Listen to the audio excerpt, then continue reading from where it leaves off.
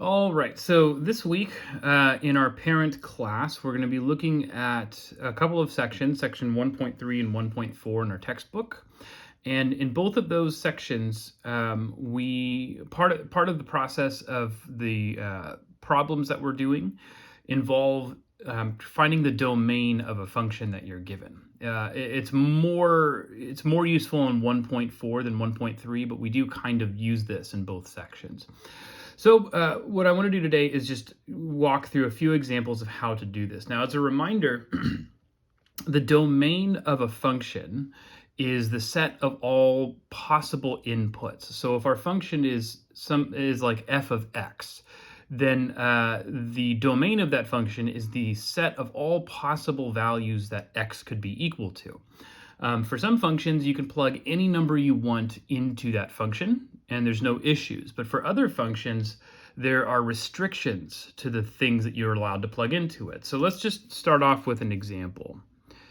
I want to find the domain of this function right here. F of x equals 4x cubed minus 20x plus 19 over x squared minus 19x plus 90.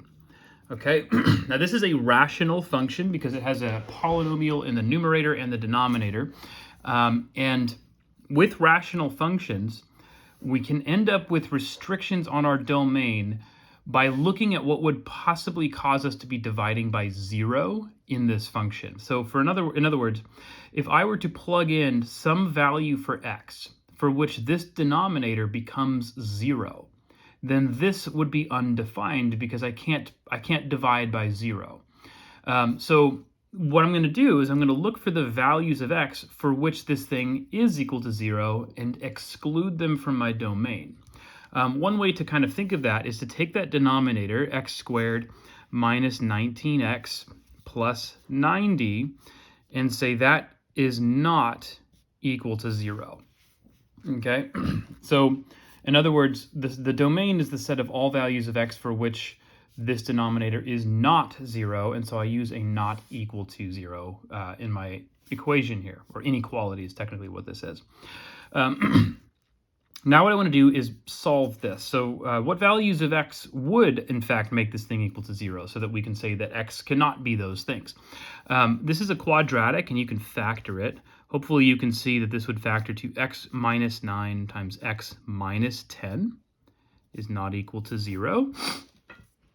Okay, and then treating this as if this were an equal sign for a moment, I can use my zero product property from algebra to say that the two solutions to this would be x is not equal to 9 or 10. Okay, so neither of these values, 9 or 10, can be in the domain of this function, because if I were to plug either a 9 or a 10 into this, I would end up dividing by 0. That's what we just determined. But these are the only solutions to this inequality right here, which means that all other values of x would be fine to plug into this function. So my domain is the set of all real numbers except for these two. Now, when we write an answer to a problem like this, typically we're going to be asked to express our answer in interval notation. So I want to make sure that I'm writing this in interval notation. What does that look like? Well, to start, it's helpful to create a number line. This is not interval notation, but it helps kind of give us a hint as to what our interval notation should look like. Then when I go to my solution here, I look for all the numbers that appeared in my solution, and I put them on my number line in the correct order. So 9 followed by 10. Okay, and then what I'm going to do is I'm going to graph my solution set. This is something you do a lot of in algebra when you're talking about inequalities. X cannot equal 9 or 10. I can indicate that a single point does not belong to my domain by putting an open circle above that number on my number line. So 9, open circle, 10, open circle. Okay? Then, because these are the only two real numbers that don't belong to my domain, but everything else does, I indicate that by creating these lines or line segments so that any point or for any number on my number line except for 9 or 10, there's a point on that line somewhere directly over that number, indicating that that number belongs to our domain. So this thing right here is the graph of our solution set for this problem, or for the graph of our domain, rather. How do you take this graph and use it to get interval notation for our solution? Well, each of these pieces, I have 1, 2, 3 pieces that my solution set is broken into, can be represented by an interval. This interval here has an upper bound of 9, but it does not include the number 9. That's what the open circle is telling me. It has no lower bound. This goes infinitely towards the left. So for our notation, we say that that goes all the way down towards negative infinity. Negative infinity is not a number, so I use this open parenthesis to indicate that. This is what we call the open interval from negative infinity to 9. It also is just the set of all numbers that are strictly less than 9. It's another way of thinking of that. But this interval is representative of this part of our graph. Now, how about these numbers between 9 and 10? Well, that's an interval as well, the interval of all real numbers between 9 and 10. And I use parentheses to indicate that that interval does not contain these endpoints, 9 or 10. Finally, I have this interval here, which starts at 10, but does not include 10, so open parenthesis, and goes infinitely towards the right. So I use an infinity, a positive infinity there, to indicate that this is the set of all real numbers that are greater than 10. Because my solution or my domain has 3 intervals, but the domain includes all of them, we have to join them together into one set, and we use this symbol to do that. It's a capital U, which means union. So this is the union of the intervals negative infinity to 9, 9 to 10, 10 to infinity. It's the set containing all 3 of those intervals, okay? Or all of the numbers in all 3 of those intervals is more accurate. So this would be interval notation for my domain. All right, we're gonna keep using that convention or that tool for solving these problems. So for my next one, I wanna do the same thing, find the domain of y equals the 4th root of 16 minus x. Okay, so for a problem like this, we need to think, are there restrictions to the domains of these types of radical functions, 4th roots? And the answer is yes. When we have a 4th root, just like with a square root of a function, we cannot take the 4th root of a negative number. That leads into the topic of complex numbers and imaginary numbers, things that we don't deal with in this class. So my requirement for a function like this is that the 16 minus x, which we call the radicand, the thing under that radical symbol, this has to be greater than or equal to 0. Which is the same thing as saying that the thing I'm taking the 4th root of needs to be either positive or 0. But in either case, we're not dealing with something that's negative. This can be solved really easily by adding x to both sides. So I would have 16 is greater than or equal to x, although it's a little bit more common to have the x written on the other side. So I can flip this around and say x is less than or equal to 16. This is the same inequality as this, just written in a different order. It's just a little bit more common to have x on the left. So that I can create a graph to indicate the set that we just found. The domain of this function is the set of all numbers that are less than or equal to 16, because if I plug any of those numbers in for x here, I won't end up with a negative under my 4th root there. So 16 goes here. This time we are including the number 16. That's the or equal to is indicating that. So instead of an open circle above 16, I'm going to put a closed dot. Okay, and x can be less than or equal to that. Less than 16, those numbers all go to the left, this direction. As an interval, I would write this as the interval from negative infinity, because it goes infinitely towards the left, to 16, but this time I'm going to use a square bracket next to my 16. And that's to indicate that 16 is a part of this set. Compare that to these previous problems where 9 and 10 were not parts of those sets. We wanted to exclude them, so that's what the open parenthesis indicated there. Okay, make sure you know the difference between those two things. One other thing I want to point out here, and we'll come across this in another example, this requirement that my radicand here, 16 minus x, the requirement that it had to be greater than or equal to 0 depended on this number right here. That this is not a requirement for every type of radical function. In fact, it's only a requirement for the ones where this number is even, okay? And if you think about why that's the case, it's basically the same concept behind the fact that if you take any positive, negative, or 0 number to an even power, you always get a positive number. This is kind of the flip side of that.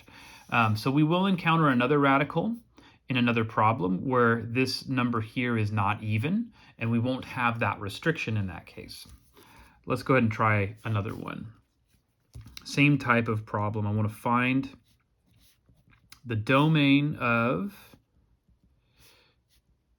this function here, f of x equals the natural log of 24 minus 18x minus e to the square root of 2x plus 5. Okay, now this is an interesting one. So what I want to do is I want to look at all of the parts of this function. And in each of those parts, I'm going to ask, is there some kind of restriction that's being placed on the domain for each of these parts? So starting with the natural log function, we know that all logarithms can only take strictly positive numbers as inputs. We saw this on week 1. You cannot plug negative numbers into logarithms. You also can't plug 0 into a logarithm. That number has to be strictly positive, which is the same thing as saying that this stuff inside my natural log function, 24 minus 18x, we also call that the argument of the logarithm, has to be greater than 0. Not greater than or equal to, just greater than 0. Okay? Now, this we're going to come back to in a second, but I want to look at the other part of this function. I have this exponential function that's composed with a radical function. Exponential functions by themselves have no domain restrictions. If it's just e to the x, or e to the 5x, or e to the 2x, or something like that, those functions, as we already know, you can plug any real number in for x, and you always get some output from that.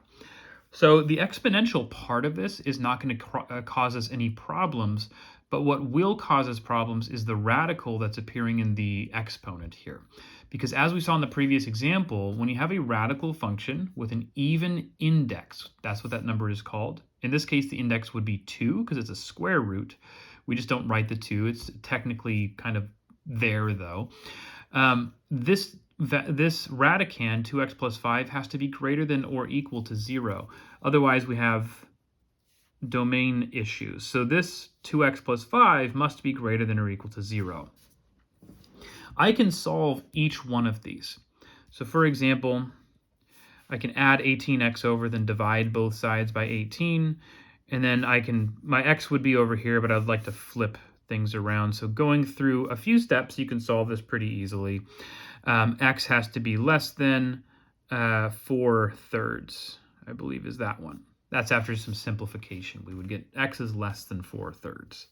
Okay, for this one, I can solve this, and I get negative 5 divided by 2 on this side. So x has to be greater than or equal to negative 5/2. That's what we have there. Okay. Now think about what we're ultimately after here. We want the domain of this function. And any number that's in the domain of this function, anything that I'm allowed to plug in for x, must simultaneously satisfy both of these inequalities. So as an example, the number 0 is definitely in the domain of this function because 0 is less than 4/3 and it's also greater than or equal to negative 5/2. But the number negative 20 is not in the domain of this function. Negative 20 does satisfy this first inequality because negative 20 is less than 4/3, but it's not greater than or equal to negative 5/2. So I have to get both of these satisfied for any x value that belongs to this function, because if that's not the case, then whichever inequality is not satisfied by my domain here, or by x value, as soon as I try to plug that x value in, it's going to cause a problem in either this guy or that guy right there. So how do we determine what the set of all numbers, real numbers that satisfy both of these inequalities are? Well, we do the same thing with the number line, but I'm going to sketch two graphs, one for each inequality, kind of stacked up on top of each other. So first, put both numbers that are showing up in our inequalities on your number line in the order that they should appear. So the negative 5/2 is smaller than the positive 4/3, so it should show up in that order. Starting with the first inequality, x is less than 4/3. That would look like this on my number line, okay?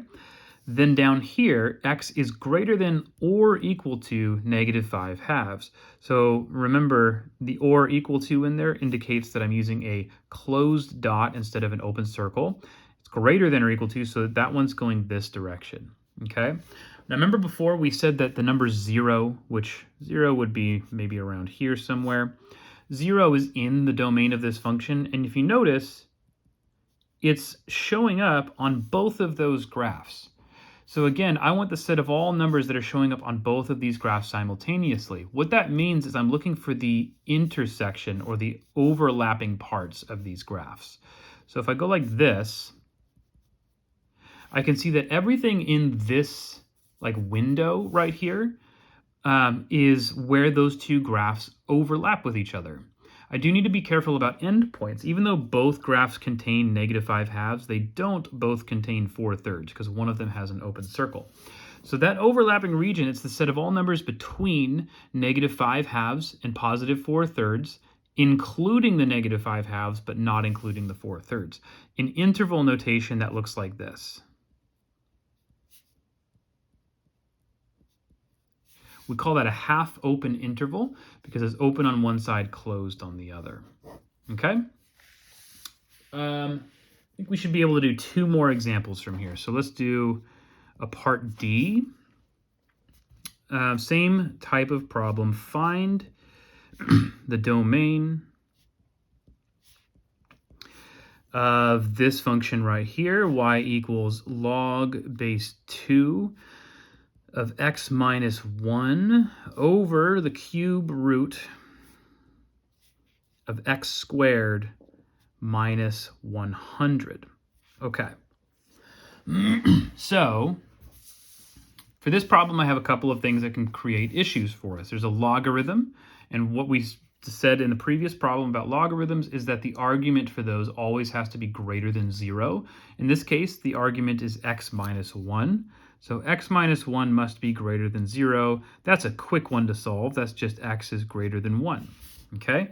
Down here in my denominator, I have the cube root of x squared minus 100. Now, oftentimes when we've encountered radical functions, we have said that the radicand, the thing underneath the radical, has to be greater than or equal to 0. But that is actually dependent on this number being even. Notice that we have a cube root here. You can take cube roots of negative numbers. That's never a problem. So if x squared minus 100 comes out to something negative for some value of x that I plug in there, I don't have an issue. What I do have an issue with, though, is the fact that this cube root function is showing up in the denominator of a function. And so even if I am able to evaluate the cube root of whatever I want in here, if that thing comes out to a 0, then in my next step of evaluating this function, I would be dividing by 0, and we know we can't do that. So I need to make sure that this cube root function is not going to equal 0. In other words, I need x squared minus 100 to not equal 0, because that's the only way that the cube root of that thing would equal 0, is if the radicand equaled 0. This is easy to solve. I'm going to let you work out the details, but it comes out to x as not equal to plus or minus 10. Easy one to solve, but I'll let you work out the details. we proceed the way we have up until this point. There's three numbers of interest this time. There's -10, there's +10, and then there's 1. So plotting all of those in the order they should appear, -10 is less than 1, which is less than +10. So there's the three numbers on my number line. Okay, let's graph both of these sets independently and then look for the overlap between the two of them the way we did previously. So first of all, I need x to be greater than 1. That is an open circle with an arrow extending to the right, as we've seen. This next set is the set of all real numbers except for plus or minus 10. So that set is going to exclude -10, it's going to exclude +10, but it will contain all of the other real numbers out there. That's the set that we're looking at, okay? Now, as before, I only care about the region that, the overlapping regions between these two graphs. This graph down here contains nothing to the left of 1. So even though this graph up here does, we can just disregard all of that because none of those numbers are shared by this graph right here. So what I'm going to do is find where they overlap. Here is kind of the cutoff. So at 1, all of the numbers greater than 1 appear in both graphs, with the one exception being 10 right there. So here's the way we can summarize our solution set using interval notation. I have all of the numbers greater than 1, not including 1 because of the open circle right here, and up to 10. So the interval from 1 to 10, but not including 10 because 10 has got an open circle there. But then both graphs have all of the real numbers that are greater than 10 in them, which looks like 10 to infinity, once again with an open interval. This is how I would write my domain for that function. Okay, let's get one last example under our belts, and then I think we'll be in good shape. So E, find the domain of y equals 10 to the x squared plus 4x minus 1 all over the natural log of 2 plus x. Okay, so just like all of the other problems, you want to kind of comb through all of the little pieces of this function and see where would I find issues with plugging numbers in? What would cause something to be undefined? Now, my numerator actually creates no problems for us at all because it's an exponential function composed with a polynomial. Polynomials, their domains are always the set of all real numbers. You can plug anything you want into a polynomial with no issues. So this polynomial has no domain restrictions. Then when I plug an x value into this, it won't matter what my output is because exponential functions are also defined for all real numbers. So whatever I get out of this polynomial will be a valid number to plug into this 10 to that power function. So no issues in my numerator. My denominator is where my issues will show up. There are two things to consider with this denominator. One, it's a natural log, and with natural logs, we know that the arguments have to be greater than 0. So 2 plus x has to be greater than 0. Subtracting 2 from both sides, I get x is greater than -2. So that is one issue. The other issue is that this function down here, even if I find a value for x that I'm allowed to plug into it, once I evaluate the logarithm of 2 plus that number, if I get a 0 out of that, then I would be dividing by 0. So I also need to think, what could I plug into this natural log function that would give me 0 as a result? I need to make sure that number is not in our domain. So remember, the natural log of a number, 2 plus x in this case, is equal to 0 if and only if e to the power of 0 equals 2 plus x. Remember, that's how we turned logarithms into their exponential forms. That's what this would mean. Of course, e to the 0 is the same thing as the number 1. Okay, so subtracting 2 from both sides, I would get a -1 on this side. Now I want to be careful actually, because here I'm saying the natural log of 2 plus x is equal to 0, but really I should be saying not equal to, because I don't want to get a 0 out of that. So in other words, x is not equal to -1. Putting these things together, if x is, looking at the two important numbers, -2 and -1. -2 would be here, -1 would be there. If x is greater than -2, then I'm looking at an open circle going this direction.